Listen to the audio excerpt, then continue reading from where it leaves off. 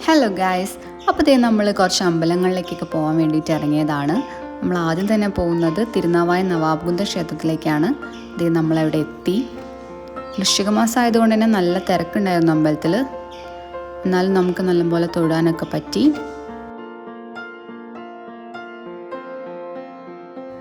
തൊഴുത് കഴിഞ്ഞിട്ട് നമ്മൾ കുറച്ച് നേരം അവിടെ സ്പെൻഡ് ചെയ്തു.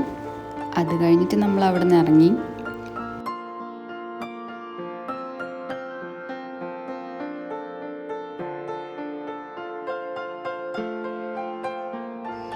അടുത്ത് നമ്മൾ പോകുന്നത് തൃപ്രങ്ങോട് ശിവക്ഷേത്രത്തിലേക്കാണ്. നമ്മളവിടെ എത്തി. ഇവിടെ അതേപോലെ തന്നെ നല്ല തിരക്കായിരുന്നു. എന്നാലും നമുക്ക് തൊഴാനൊക്കെ പറ്റി.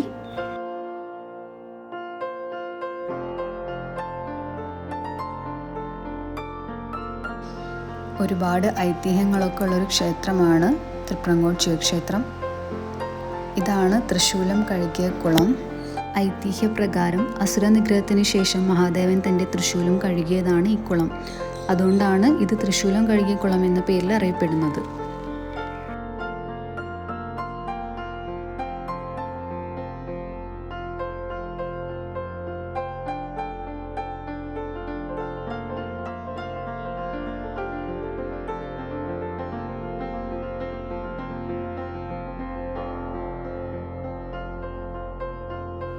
അങ്ങനെ നമ്മൾ അവിടുന്ന് ഇറങ്ങി. ഇനി പോകുന്നത് ഹനുമാൻകാവ് ക്ഷേത്രത്തിലേക്കാണ്. നമ്മളവിടെ എത്തി.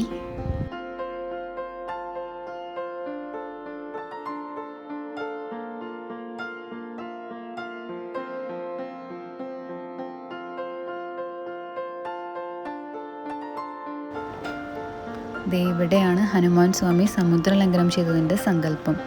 ഇവിടെ നമുക്ക് എല്ലാവർക്കും ചാടി നോക്കാം. കരിങ്കൽ ചവിട്ടാതെ വേണം ചാടാൻ. കുട്ടികളൊക്കെ ചാടുന്നുണ്ട്.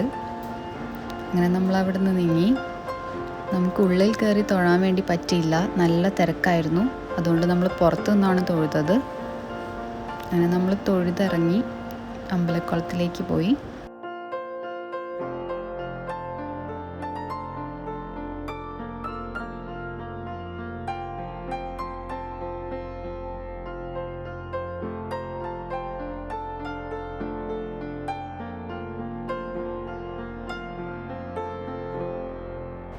അങ്ങനെ നമ്മൾ അവിടുന്ന് ഇറങ്ങി. ഇനി അടുത്തത് പോയത് ഗരുഡൻകാവ് ക്ഷേത്രത്തിലേക്കാണ്. നമ്മളവിടെ എത്തി. അവിടെ വൃശ്ചിക മാസത്തിലെ എല്ലാ ഞായറാഴ്ചകളാണ് അവിടെ പ്രത്യേകത. ഞങ്ങളും ഞായറാഴ്ചയാണ് പോയത്. അവിടെ ഒരുപാട് സാധനങ്ങളൊക്കെ വിൽക്കാൻ വേണ്ടി വെച്ചിട്ടുണ്ട്, രണ്ട് സൈഡിലായിട്ട്. കേരളത്തിലെ തന്നെ ഏക ഗരുഡക്ഷേത്രമാണ് നമ്മുടെ ഈ ഗരുഡൻകാവ്.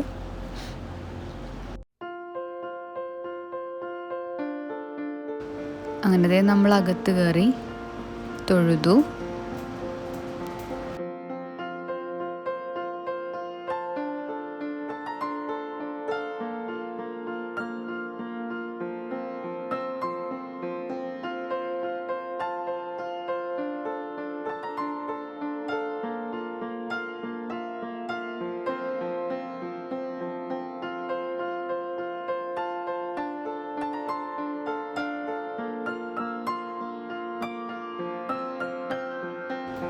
അങ്ങനെ നമ്മൾ അവിടുന്ന് ഇറങ്ങി.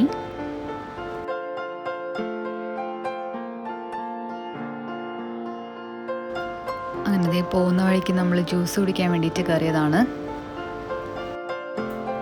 അപ്പോൾ ഈ വീഡിയോ ഇത്രയേ ഉള്ളൂ. വീഡിയോ ഇഷ്ടമായാൽ ലൈക്ക്, ഷെയർ, സബ്സ്ക്രൈബ്.